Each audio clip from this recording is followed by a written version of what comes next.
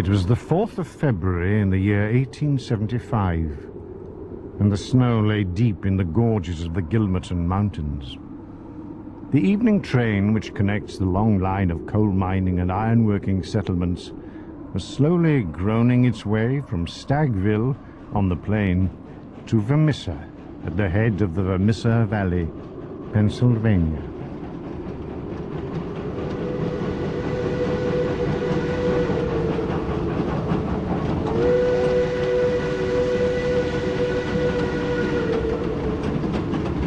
This is the most desolate corner of the United States of America.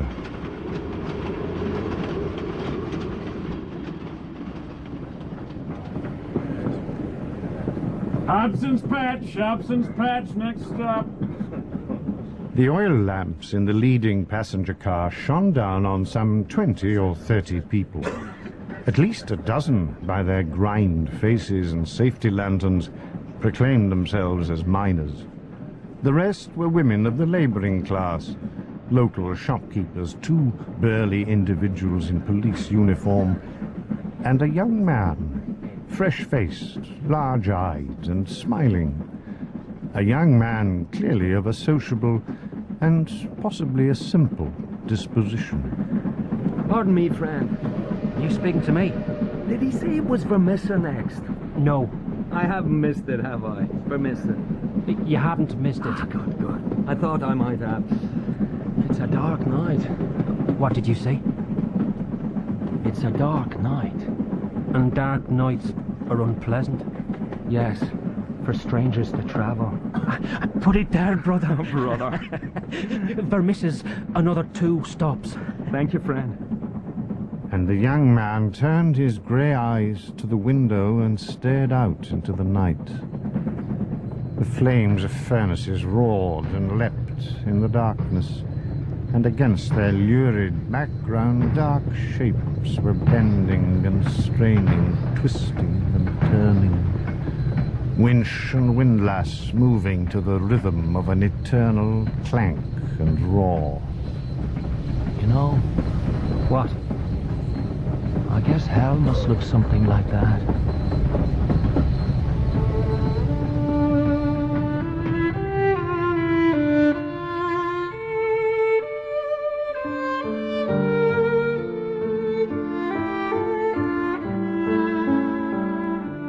The Valley of Fear by Sir Arthur Conan Doyle, with Clive Medicine as Sherlock Holmes and Michael Williams as Dr. John Watson, Ian Glenn as John McMurdo, and Ronald Pickup as the narrator. Episode 1, The Scourers.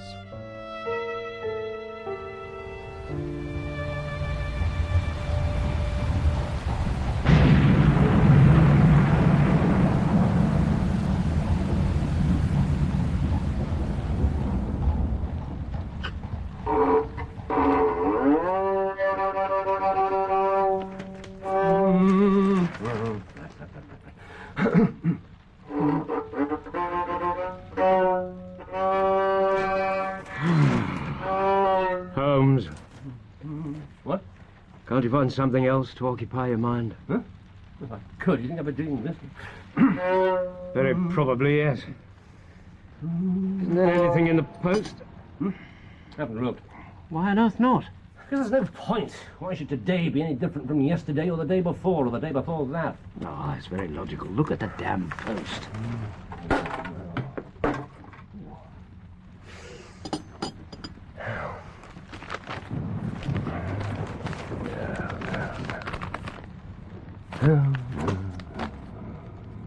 Nothing. No. Ah.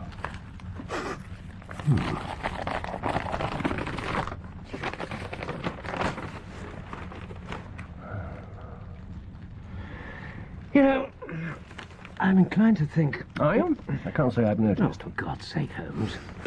Just because you've had nothing to occupy you for a couple of weeks... 5 you weeks. don't have to... All right, then 5 weeks. You still don't have to take it out on me. 5 long, sterile weeks in which the only intellectual problem that's presented itself is what fatuous interruption I can expect from you. No, you're not even making sense. If you've had nothing to think about, how can I have interrupted you? Dear God, I must be the most long-suffering individual in London. Coffee? No, thank you.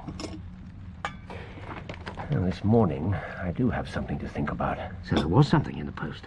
Yes. Well, you're welcome. What? Nothing. Is it important? Holmes, the letter. Is it important? Vitally important.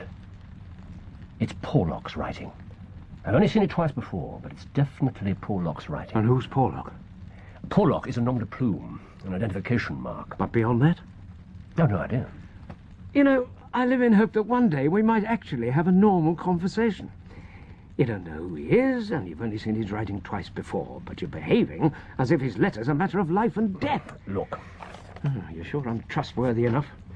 I'd hate to say something fatuous and... Holmes. Interesting, isn't it? 534 C2 13 7 36 31. Holmes, what is this? There's every chance it's exactly what you said it was. A matter of life and death.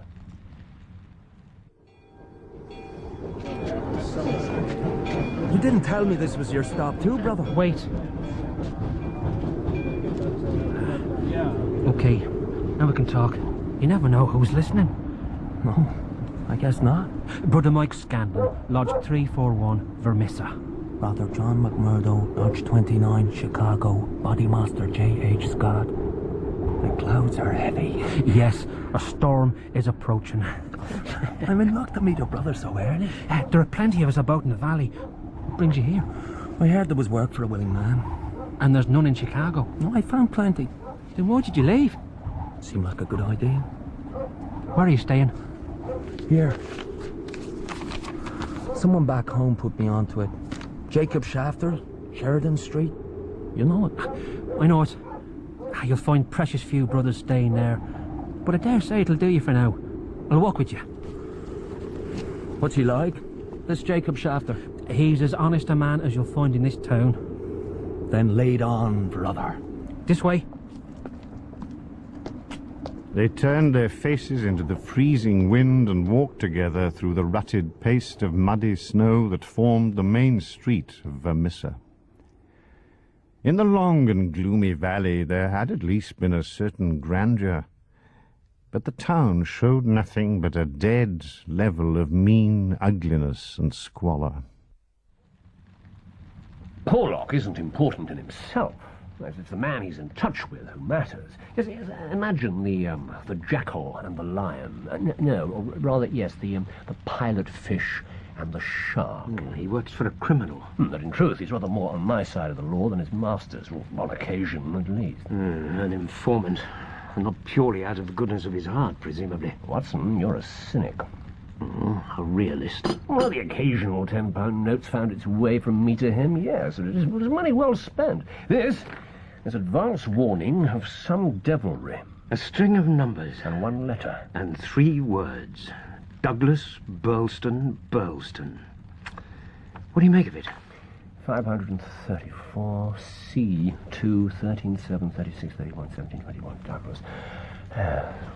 Words on the page of a book. You think so? No doubt about it. It's Porlock's usual method. Why are some words written out?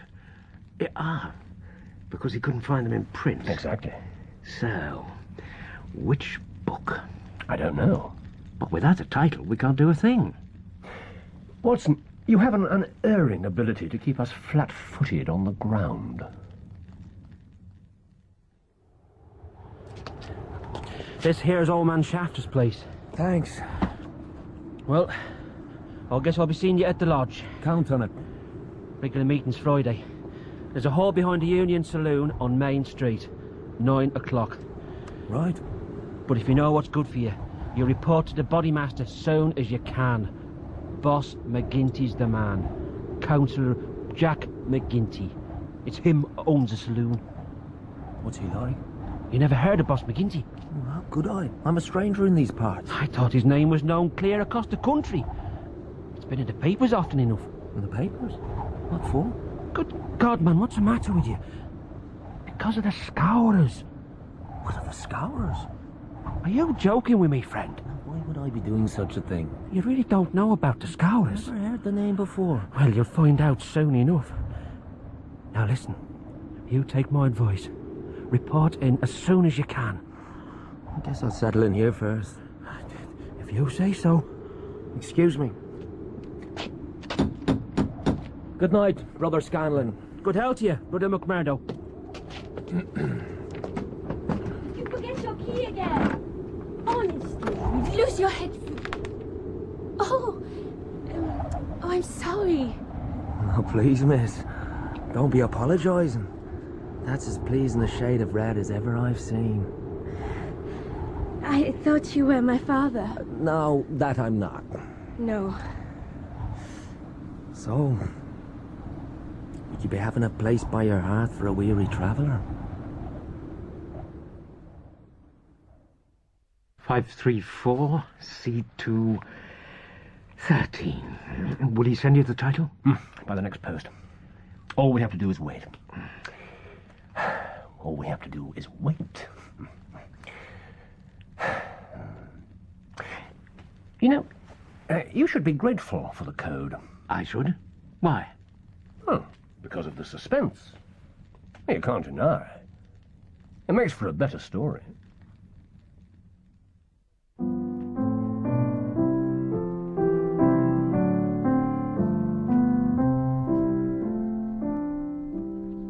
And if you come when all the flowers are dying, and I am dead, as dead I well may be, you'll come and find the place where I am lying, and kneel and say an Ave there for me. John McMurdo was a man who made his mark quickly. Wherever he was, the folk around soon knew it. When the honest foremen and commonplace clerks who were shafters' boarders gathered of an evening, it was McMurdo's jokes which were the readiest, his conversation the brightest, and his song the best. And I shall hear, though soft, you tread above me, and all my dreams will warmer, sweeter be, for you will bend and tell me that you love me, and I shall sleep in peace until you come to me.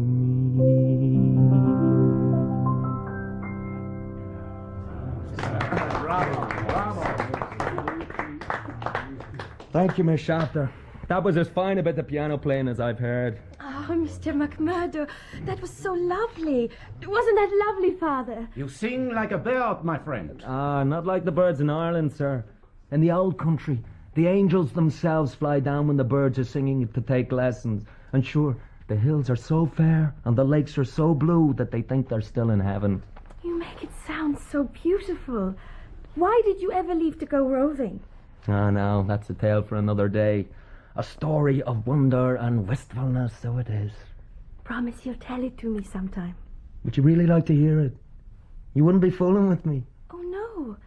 I wouldn't be fooling. Miss Shafter, one day you'll know everything there is to know about me. I give you my word.